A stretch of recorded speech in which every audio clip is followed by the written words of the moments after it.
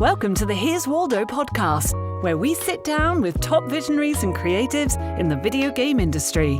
Together, we'll unravel their journeys and learn more about the path they're forging ahead. Now, let's get started with the show. Hi, I'm Lizzie Mintis, founder and CEO of Here's Waldo Recruiting, a boutique video game recruitment firm. This is the Here's Waldo podcast. In every episode, we dive deep into conversations with creatives, founders, and executives about what it takes to be successful. You can expect to hear valuable lessons from their journey and get a glimpse into the future of the industry. This episode is brought to you by Here's Waldo Recruiting, a boutique recruitment firm for the video game industry. We value quality over quantity, transparency, communication, and diversity. We partner with companies, creatives, and programmers to understand the why behind their needs. Today, we have Joe Nickolls with us. Joe is a games industry veteran with 25 years of experience working at studios like EA, Capcom, Microsoft, and more. He is most recently the VP and GM of MAXIS, overseeing franchises like The Sims and SimCity. Joe is now the VP of Sumo Digital North America and a co-founder of Timbre Games in Vancouver. Let's get started. Yay! You're awesome. Tell us about Timbre for anybody that may not know. Timbre's been around for a couple of years, and we are a startup in Vancouver. It started out with three of us that decided we wanted to start something new and really focus on things like better values, diversity, inclusion, trying to make games a little bit differently and make the kind of games that we wanted to make. So got together. Like you had already mentioned, I was at Maxis. COVID hit, and we decided, okay, let's leave California and let's go back to Vancouver because my kids were up here, and thought we didn't want to be in a different place than the kids, and so we came back up and phoned up Jeff Coates, said, "You want to do a thing?" And he goes, "Yeah, let's do the thing." And then phoned up Zoe, and we ended up doing it. So the three of us started Timbre, and it was three of us for a while, and then we ended up becoming part of Sumo Digital. They were we were partnered with a company in Oregon, and long story short, and all kinds of emails and weird things going on, but like we were part of them, then we weren't. Now we're part of Sumo, and now we're locked in with Sumo. Timbre is now a little over 90 people, and we are a hybrid studio. We fully embrace remote. We're not going to order anyone back to the office because we think that's yesterday's thinking. We're firm believers that hybrid is the way to go. People right across Canada working for us. We have one full game in development with a publisher that we are making a game for them. And we have another new IP that we're working on our own. And that's the kind of the brief story of Timbre. And congrats on winning Best Places to Work 2 years in a row, right? Yeah, that was awesome. One of the best places in Canada to work. I think we are now a mid-sized studio because, we're over 50 people. So we won last year for the small studio. We won this year for the mid-sized studio. And we share that award with about 5 or 6 other studios across Canada. It was great because a couple of the companies that won are friends of mine, and we all kind of went off to do our own startups. And so I think that was super rewarding, celebrating with them. But that was great. Yeah, it helps. It gets us attention. It gets people to go, wow, they're not just a lot of talk. If you do it 1 year, you could argue that. But the second time, if you do it again, then you might have something worth noticing. And we're hoping that's the case. I think it might be. How do you think you were able to become Best Place to Work? There's a lot of things that we value, and there's a lot of things that we lean in on. We talked about diversity and inclusion. I don't know the exact number we are right now, but we're at least 50-50 male-female. At the company, which is pretty rare in video game land. This is amazing. This is one of the craziest I've ever heard. Congratulations.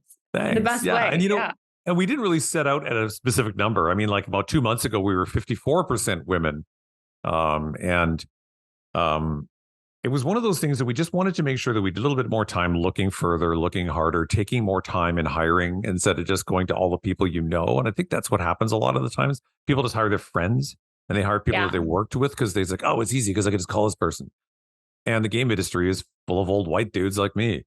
And we really tried to do something a little bit different. So I think that's part of it.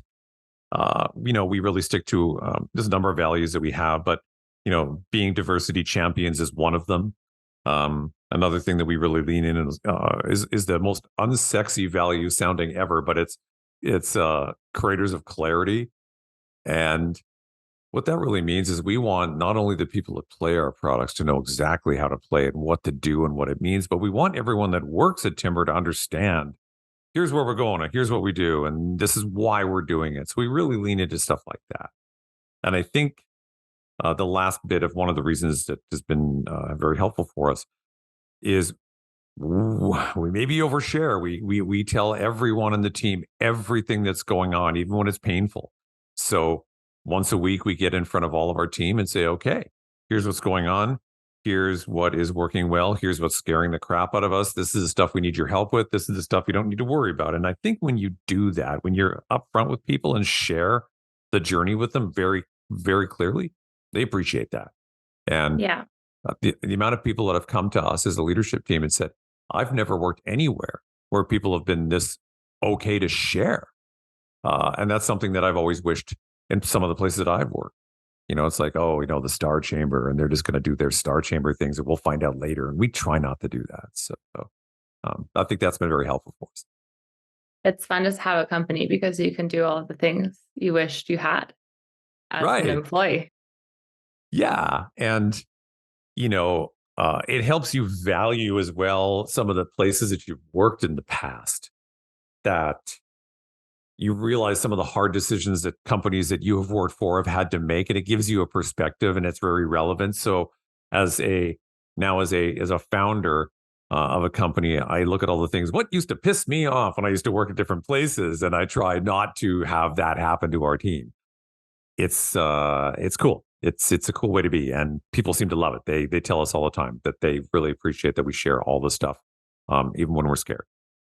Being transparent, being vulnerable is huge in life too. Yeah, you know what? The word vulnerable is really funny, right? Because like, I'm your typical guy, and it's like, oh, you're being very vulnerable right now. It's like, yeah. And then, years ago, I used to think being vulnerable was like, okay, just take a shot, do your best. I let you punch me in the throat.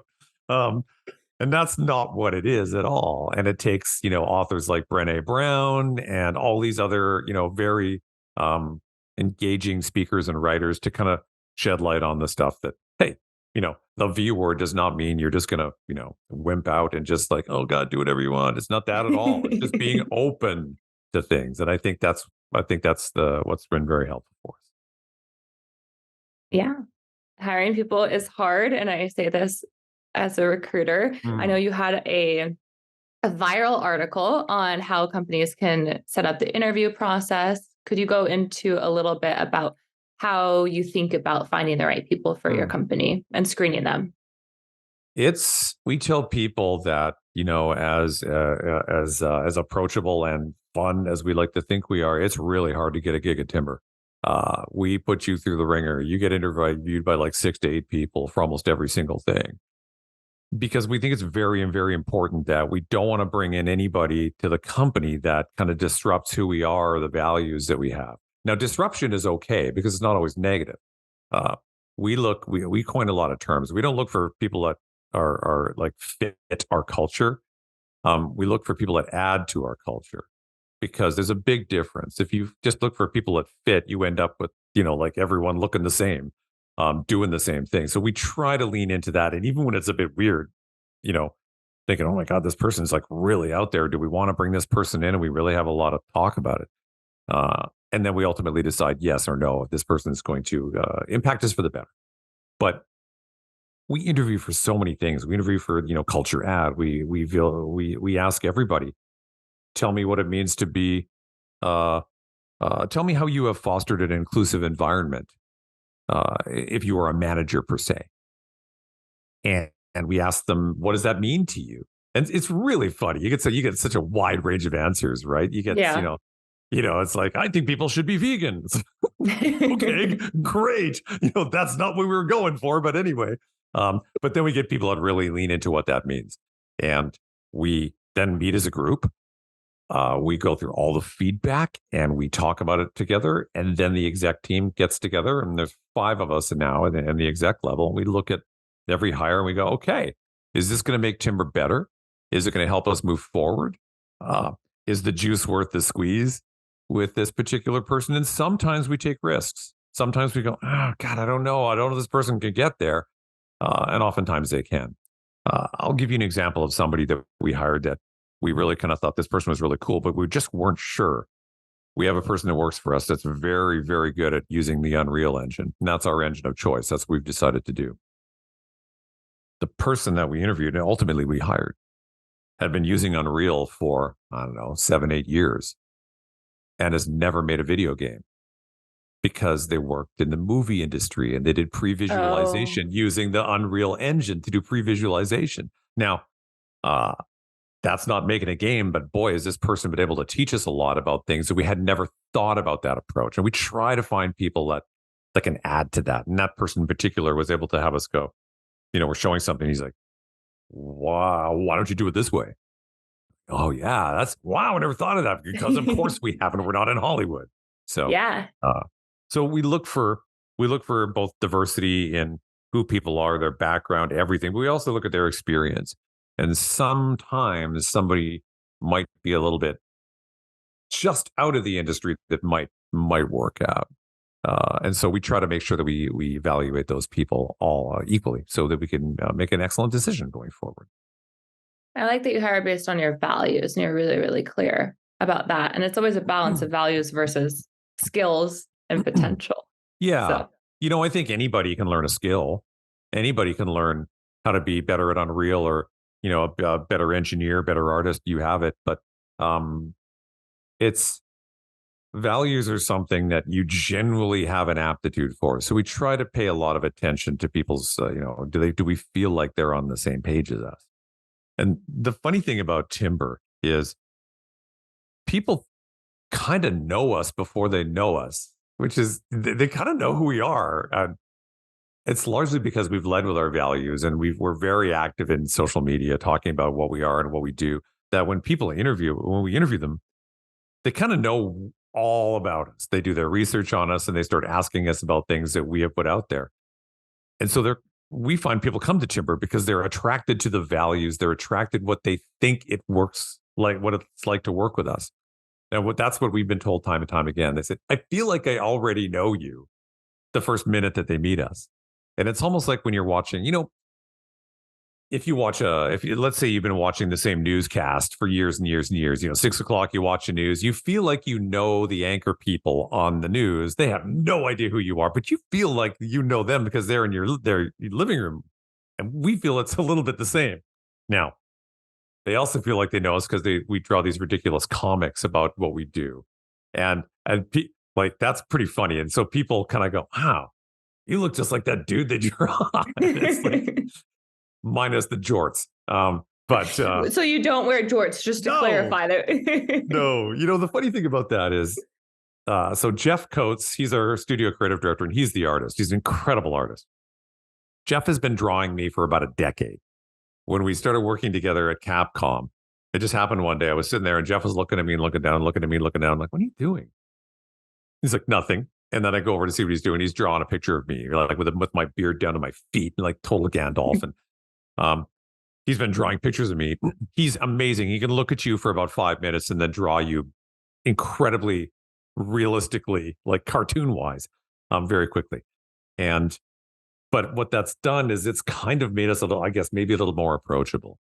People see the cartoon versions of us, and it's helpful because then we don't have to act out or do anything, because Jeff can just draw us in situations mostly that I would never do, but Jeff would draw us in situations talking about our office and talking about our work and the way that we work. And so people kind of feel like that connection to us. And it's been pretty funny. The jorts thing happened a long time ago. We're in Vancouver. We rented this huge SUV and we had to go to Microsoft for a meeting. A bunch of us piled in there. We drove down there. The parking lot was closed for some maintenance. So we had to park somewhere kind of like off where we were supposed to park. And we came out after the meetings, and every seagull in Seattle decided to deposit on our truck. It was unbelievable. Looks like they pulled this truck out of a lake by the time we got back to it. And I went, oh my God, we were laughing. We got to the border, even the border guards going, what happened to your truck? And then Jeff decided he was going to draw us all washing the truck before we took it back to the car rental thing. And he did it. Oh, yeah, we're all wearing jorts. Of course. Doing that. And so that's where that started and stuck because it was funny. But yeah, I think because we have this medium that Jeff has curated for us, we could talk about our message. And sometimes they're just stupid, but sometimes we are able to really get the point across of things that are important, and we do it in a visual way. I like the comics. I remember when your studio started because I saw this comic on my LinkedIn feed. I thought, this is funny. This is unique. What is this about? I'm very interested. And then I started following along and I started following you. And then I started to see your Joe 100. Can you talk a little bit about that and how it started? Yeah.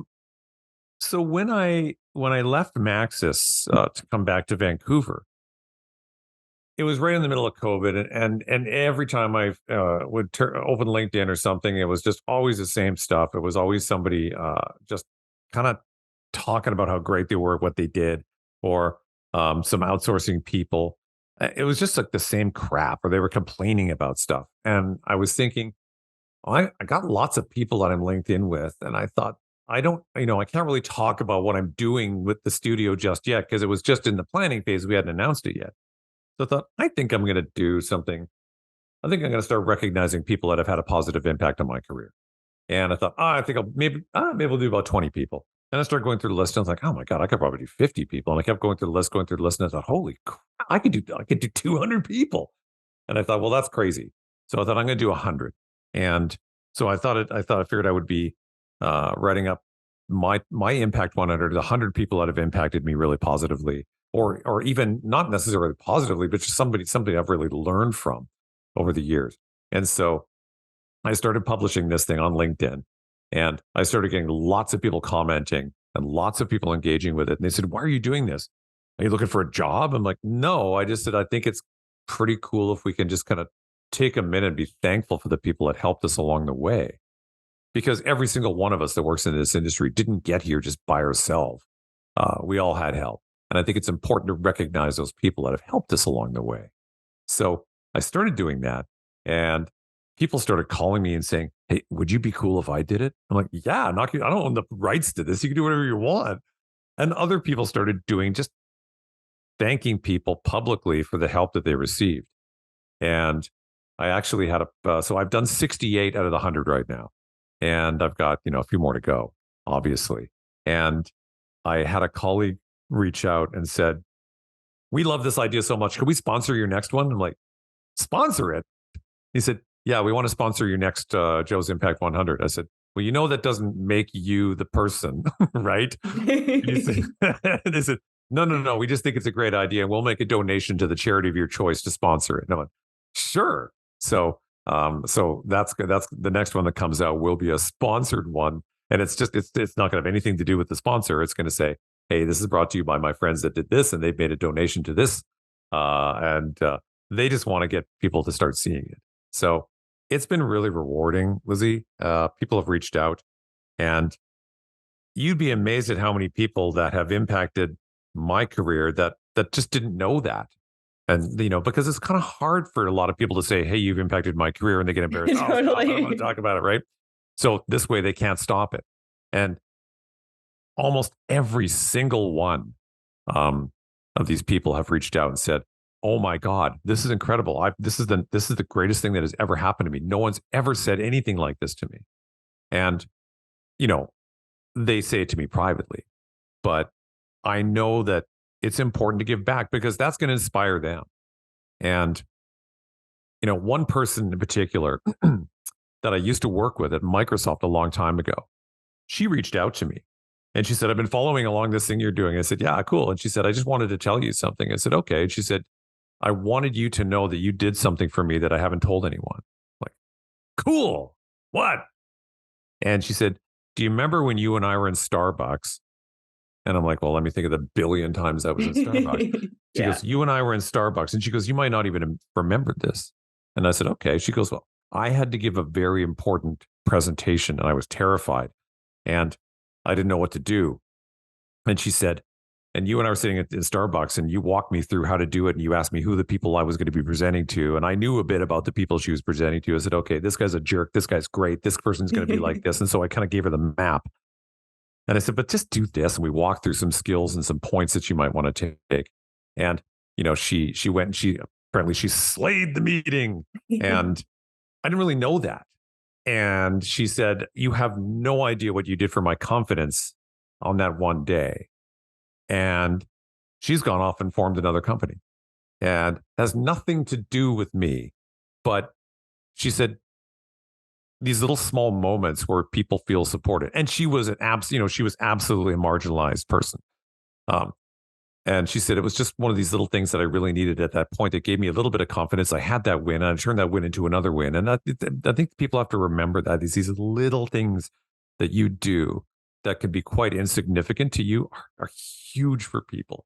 And I think it's really important to do that. So that's that whole story about the 100. It's been almost therapeutic for me. And it reminds me of some things that have happened in my career that as I start really thinking, it's like, oh my God. And then I start remembering other stuff that I'd forgotten.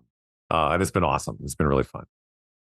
I feel like you have launched, well, I mean, you're not drawing yourself in George, that's somebody else, but both are really unique things that you just decided to do and launch. And then people really follow along and are interested. But I think people have a hard time, like you said, with getting started with public recognition, with posting, with doing anything that maybe makes them vulnerable, not to use the V word again. But how would you recommend that people even begin? Beginning is always the hardest part, other than to just do it.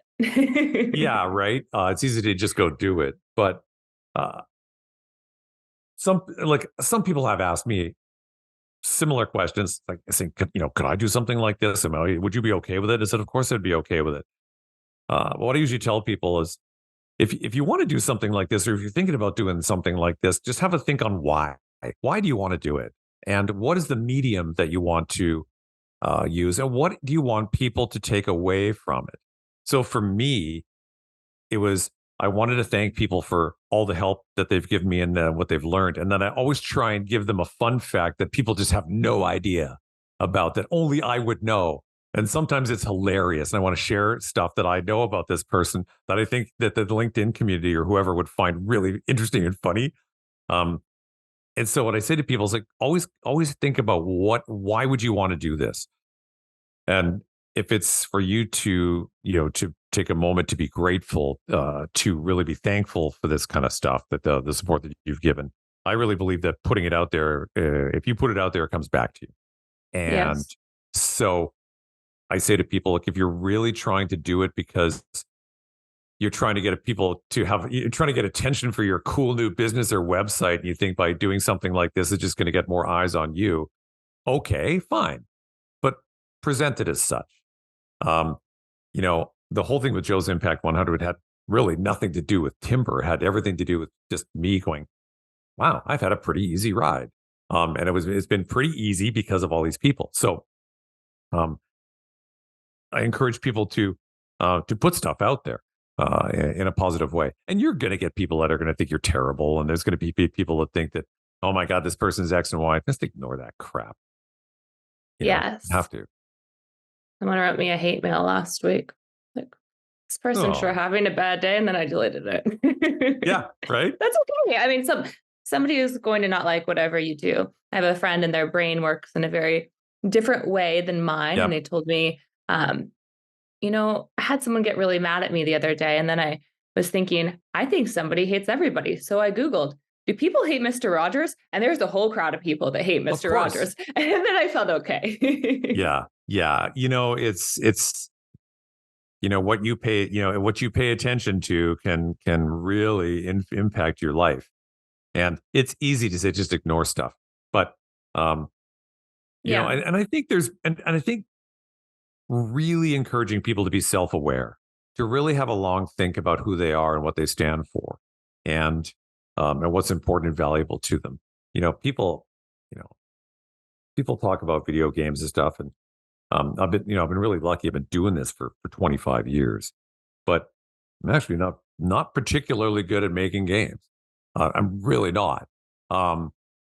where my skill tends to lean is I'm pretty good at building teams and building great teams that can do that work.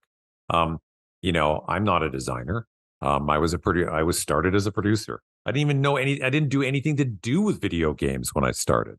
I fluked into the job, and I cannot believe they hired me. But they did. And I thought, well, okay, I'm here now. I still have no idea what I'm doing and I had to figure it out. And, but I think that's, those days are not around anymore. Where you just don't walk into bang on someone's door. I'm hungry for knowledge. Give me a job. It doesn't work that way anymore. At least not in video games. But I think that I'm very thankful about people that did take chances. And it's the people that if people don't want to help you, then just walk away. Just ignore them. Just go find someone that will. So that kind of goes back to your, who hates Mr. Rogers. And who cares? Totally.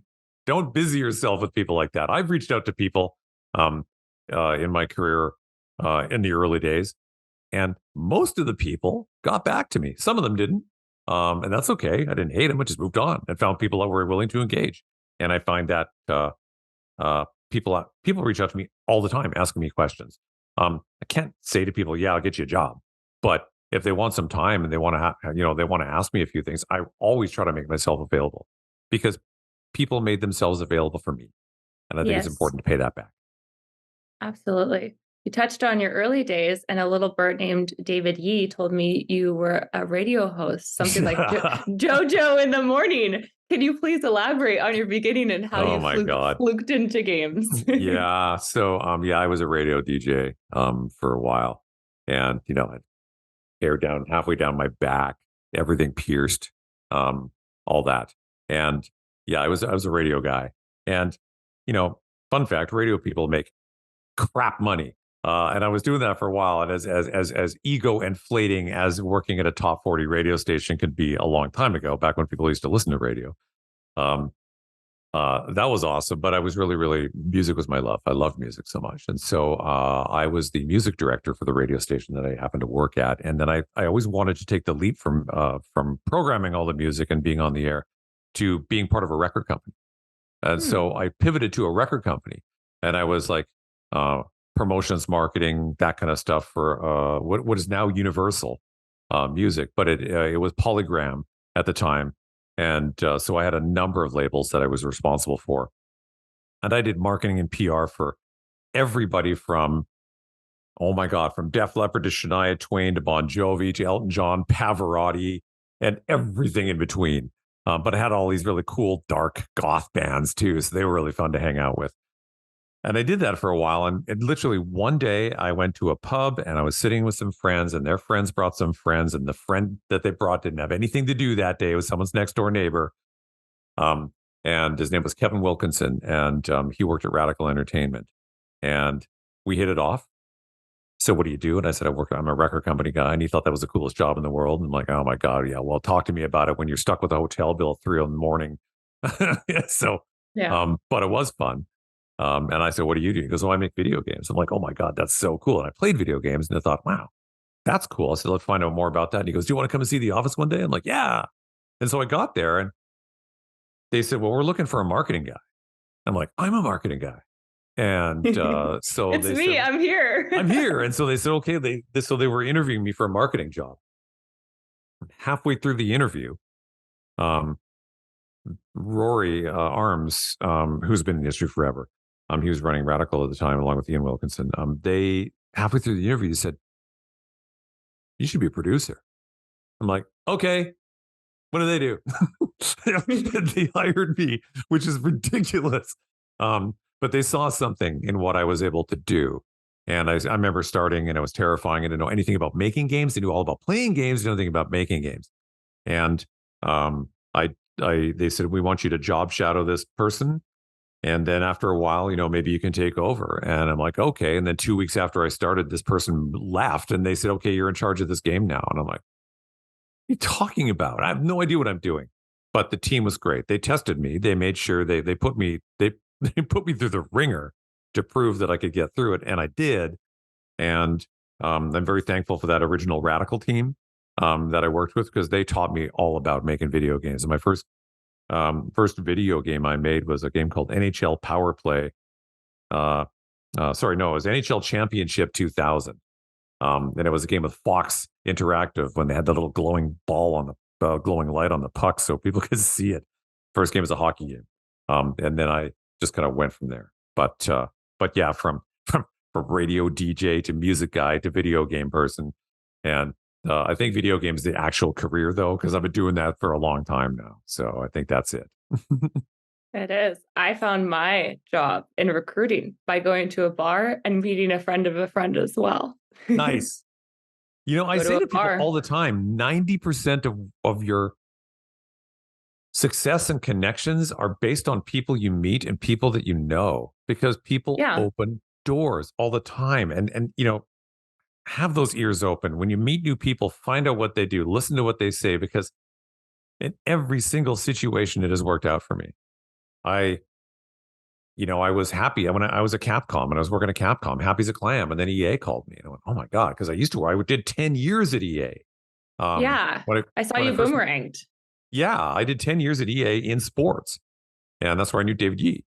And I worked on FIFA for a long time, the World Cup, and I got completely immersed in soccer, then hockey and tennis and all this other stuff. And I left and, went to Microsoft and then did my own thing and then went to Capcom. But then EA called and asked me if I was just coming back, but moving to California and taking over Maxis and The Sims. And, Andrew Wilson is my friend. I mean, I went through the ranks, although Andrew went way further and faster than all of us, but we all worked together at EA. And when I was being interviewed down in California, Andrew Wilson walked in and he walks over and he goes, Joe Nix, and he gives me a big hug. It's like no time had passed. And I think because of relationships and people I think that opens a lot of doors. And so always, look at all the conversations that you have with people that you know or don't know, and really take a moment and really try to listen. I'm an okay listener. I strive to be a better listener. I don't know anyone that's a great listener, but I try to be a better listener and I try to hear what people are really saying. And, this conversation is like 90% me, because you were kind of interviewing me and asking me questions. So I'm answering, but on the flip side, it's like, it's just as important to ask questions of the other person and listen to what they have to say. Unless you're on my podcast. Unless you're on your podcast. Yeah. Yes. Unless we're going to talk about Lizzie and all the things I dug up on her that you don't know. I'm interested. I found my job at a bar. She was working at a waitress in a cocktail bar. That much is true. I wasn't working. I worked at Nordstrom in sales, but I learned. You're at Nordstrom. Nice. I worked at Nordstrom, but the things that I learned from talking to people and trying to, it's just the same as recruiting, really, it right? Is. Somebody, except for you're in real life and you have to approach people in real life and you can't say, hey, would you like a tie? Because they'll just say no, and you have to have a conversation. Right. And it's just like recruiting. You can't say, hey, would you like a job? I mean, that's just a knee-jerk thing. Like, no, I don't want that, right? Yeah. So, I've worked with amazing recruiters and I've worked with terrible recruiters. Yes, that's true. But the same could be said of any job, right? But recruiting's hard. Recruiting's a skill. It is something that I think is often undervalued because you need them, and then you don't need them. And then you need them, and then you don't need them. It's like, we go through these things. We have a great recruiting team at Timbre. And it is an absolute skill. And we have specific recruiters for specific needs. Yes. Because we have, for example, we have a recruiter that does all of our tech people, that does our engineering people, because she knows about that community. And so she focuses on that community. So all recruiters are not recruited. They're just not created equal, right? That's really important. So, for someone like yourself, it's important for the people listening to this podcast, if they've made it this far, to understand that people that choose to be recruiters as a profession, they are the most beaten up team you will ever find, because they do a lot of work. They have moments of success, and it's right back to the grind, and it's a hard slog. And I think people should probably take a moment for recruiters to understand what they do. Thank you for that. It is. There's lots of ups and downs, but it's always interesting. People keep it interesting. People do all sorts of things, but it's fun. And I think it's really fun when you focus on an industry for a really long time. There's Yeah. people I've hired multiple times. There's people I hired a long time ago, and now they have studios, and now they're the boss, and now I hire for them. So Right. just like you said in games, like you worked with Andrew for so long, but how would you know where you'd end up eventually? So I think in Yeah. recruiting, it's really important to treat people well. And I always tell my team, think about what you can do to make this a special experience for someone. What can you do to go out of your way to make sure that they're really having a good time and you can help them and you can be a partner to them because Yes. they will remember you and you will encounter them most definitely again somehow if 100%. you continue 100%. video game recruiting. So Yeah. it's just There, I worked with a woman in recruiting. She's legendary. Her name's Christine Cheeky. And I just call her Cheeky. And when she was the one that recruited me to come back to EA. And to this day, she's such an exceptional woman. Every time I'm in the Bay Area, at every conference, I always make time to find Christine Cheeky and spend time with her. Because she's like the exec recruiter for the specific exec roles at EA. But one of the reasons I love her is that she goes above and beyond. I'll give you an example. So um, my daughter had gone to university and she was going for this role, and she went to school in London, and it was called the Central St. Martin's, and it was all about fashion and design and whatnot. And she wanted to do that career, and anyway, she was thinking about her career and how to move forward. And I was trying to advise her, but I'm like your typical dad. Like he's like, Dad's going to tell me what to do. So he's so dumb, he doesn't know what he's talking about. Oh my god, like it. So I said to Christina, Christina said, I don't know what to do. She goes, I'll talk to her. I'm like, will you? And she's the exec recruiter for EA. It took time to talk to my daughter and give her some tips and some stuff. And, my daughter will always remember that. And I will yeah. never forget that she did that for me. She didn't have to do it, but she did it. And it's those things that you do that are extra. Find me a job. Yes. Okay. I'm going to try and find you a job, but I'm going to get to know you. And if I can't find you a job now, I'm going to remember you. And then one day I'm going to be in a conversation with someone. They're going to go, oh my God, if I could only find this person. You go, oh. Yes. I got this person I used to deal with. I'm going to call him right now. That's exactly what That's recruiting exactly what it is, but right?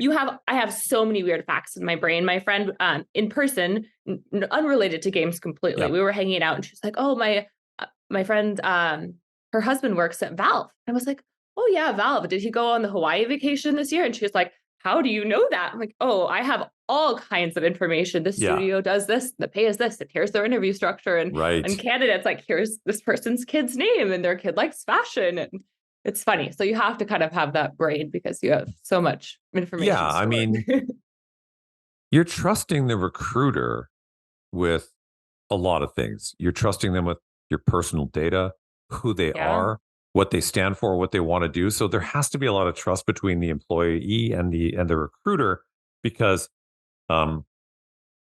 you will probably tend to use that person again, right? Yeah. If that, oh my God, I got this great job and stuff, and I'm thinking about something else, I'm gonna call Lizzie and see, Lizzie, remember when you helped me with that thing? I'm kind of thinking of something else. And when I was at EA, and I was thinking, okay, I want to move back to Vancouver. And when I was thinking about that, I was thinking maybe I should do something else. I've been thinking about doing something else. So I called a colleague of mine. I said, you know what? I'm sitting here at my desk and I'm thinking about what I'm doing. And I think there's an itch I need to scratch. And I'm not quite sure, but I think I want to do something like this. And he goes, I got just a guy. And like within 2 weeks, I was at GDC having lunch with this other guy that actually was one of the main reasons that Timbre even got started in the first place. And it took a year after I met that person for it to become reality, but it happened. And so those connections you make will come back tomorrow and help you. I firmly believe that. Yeah, me too. I have one last question. And before I ask it, I want to point people to your website so they can work for you. TimbreGames.com. Yep. And TIMBRE. Yes. Not ER. Yeah, domains and trademarks are really fun. What is something that is amusing, entertaining, and surprising that people would not know about you? About me? Yeah. Oh my God, what's interesting that people might not know about Besides me? the radio DJ thing, that's awesome. Yeah, besides the radio DJ thing, that's the thing that most people kind of glom onto. That I don't get I don't get my energy from making games. I get my energy from making teams. And I make games today, and I love making games. But I sometimes feel like I could I could work for Lululemon, or I could work for Procter and Gamble and have the same results, because I think that's the thing that I get the most joy out of is I love to find find people and peer into the talent of what they do, and try to be almost like a career matchmaker, not a recruiter, but like a person that can Sort say, of, yeah. yeah, a little bit, right? But I really, I really get, I get a lot of joy on that. I am as tall as people think. Jeff draws me about 11 feet tall. I'm not 11 feet tall, but I am 6'5". Okay. And Jeff is actually not as small as he is. Jeff is about 6 feet tall, but in our Christmas card last year, he was in a baby Bjorn on my shirt. A tiny person. But amazing. yeah, so because I'm pretty social, you may not have figured out I'm an extrovert. It's I wear my heart on my forehead. There's usually, I kind of call it as I see it. Most people know where they stand. I kind of think out loud a lot, and I talk about a lot of stuff. But yeah, I mean, I really do. I love finding groups of people and trying to find a way to make that chemistry work on a team, and then get out of the way, and just kind of let them do their thing, and try to be there to course correct when I can. But I think, yeah, that's it. Like the thing, I just love building teams, and I think you do that with good communication, openness, honesty, and a sense of humor. If you don't have a sense of humor, you're only going to get half as far as you think you're going to. I think that's really key. Yeah, it is. We've been talking to Joe Nickolls, VP of Sumo Digital and co-founder and managing director of Timbre, Timbre Games. Joe, you have so many resources out there, the Joe 100 comics. Where can people go to work for you, learn about you? Resources on Old White Guy Talks About Diversity. Yeah, actual thing I did called for Sumo. Old White Guy Talks About Women in Leadership and Diversity, and they actually let me use that title. But it was the best. Yeah, it was awesome. It was pretty fun. But yeah, there's lots of ways to get in touch with me on. LinkedIn's probably the easiest, and Timbre as well. And by the way, the reason it's spelled that way is because it's a play on words. It's like the timbre, the tone of voices coming together. And we thought, oh, it's going to be like timbre, but we're going to pronounce it timber and make it feel like voices coming together. That's why we have the logo we have, and that's why we spelled the company that way. Oh, thank you for telling the story. I like it. Thanks so much, Joe. Awesome. Thank you, Lizzie. Thanks so much for listening to the show this week. To catch all the latest from Here's Waldo, you can follow us on LinkedIn. Be sure to click subscribe to get future episodes. We'll see you next time.